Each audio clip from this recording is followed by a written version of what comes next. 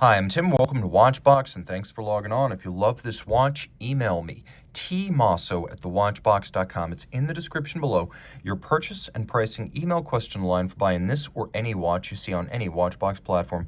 Please reach out to me directly. Email tmosso@thewatchbox.com.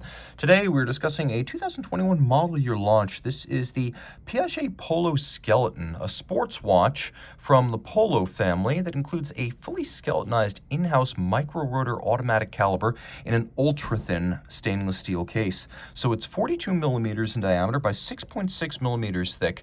From lug to lug, just the case measures 46.7 millimeters, and if we include the end lengths of the bracelet, the total distance across the wrist is 50.6 millimeters with a 21 millimeter spacing between the lugs. We'll throw the watch on my 16 centimeter circumference wrist and get a sense of its size. It's broad and flat, easily fitting underneath the cuff, and because the case itself is pretty short across the wrist, you could probably wear this on a wrist as small as 13.5 centimeters circumference, and I just don't say that often with a 42 millimeter watch, but it's nowhere near the edge, and if you put it on a strap, it's going to fit even better. The timepiece is super flat, easily sliding underneath a shirt of any kind. The watch includes a bracelet, which is integrated by integrated end link, and then we have a combination of H-profile polished primary links and laterally satinated intermediate links. You can see the flanks of the bracelet are all satinated, and here we have pins and sleeves used to assemble the bracelet. We have a little half link built in on each side for fine sizing. We have a stainless steel twin trigger released double deployant clasp for security on the wrist. And then we roll back to the case, and you can see the case is spare. We have lug hoods and mid case, upper mid case at least, that are polished. The polish wraps around to the squared off end of the lug, and then we have satin in profile. You can see, to accentuate the thinness of the watch, we have a bezel that's stepped in from the case flank. Then it has a lateral profile that's slanted and polished, and then from the top you can see it has lateral satination from side to side. There's a simple push down a Piaget crown. Turning the watch over, you can see it is a good-looking timepiece, handsome on its reverse side, but also on its dial side.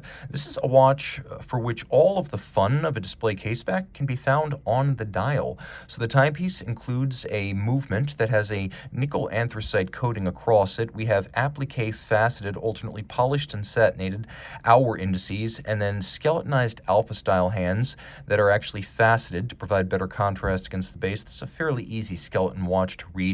There's a black track outboard with white on black printing for reading the minutes. And we may as well talk about the tech and the specs. You're looking at it right here. You can see there is a visible keyless work system, including visible clutch. You can see at center there is a motion works that is visible, so you can see the mechanism that sets the watch. There's an open barrel, and you can use the coiled mainspring as a sort of surrogate power reserve indicator. When it's tightly coiled, it's highly wound. The movement is caliber 1200S for Skelet.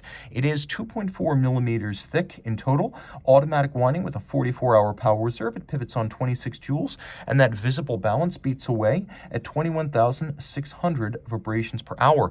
Piaget, not pinching pennies, gives us a platinum micro rotor because platinum is the best material for a micro rotor. It is dense, it has a huge polar moment, and here it pivots on high efficiency, minimal friction, unlubricated ceramic bearings. Now I'll do my best to let you see the back of this watch. It can be a little bit difficult to take it all in, but you can see one of the virtues of this movement is that it features a dual anchored balance bridge, so the balance is fairly well braced against shock. For a thin movement, that's important. You can also see that it uses Edicron for fine adjustment, which is an outstanding system that allows for very precise resolution of the watch's timing. Now all of the bridges feature satination rather than Cote de Genève. It's an upscale and more modern look. Every screw head is black polished, and the bevels here are attractive, though they are mostly mechanically executed in nature. Wheels have been silvered, and you can see there's a satin finish across all of the wheels, as well as the micro rotor itself. This is an awesome watch. It's a sports watch, but it's thin enough to be a dress watch, and being a Piaget, it wears well with formal attire. It's an uncommon watch, and frankly, there are probably fewer of these in circulation than any steel Patek Philippe sports watch. Reach out to Team Mosso at thewatchbox.com for purchase and pricing details.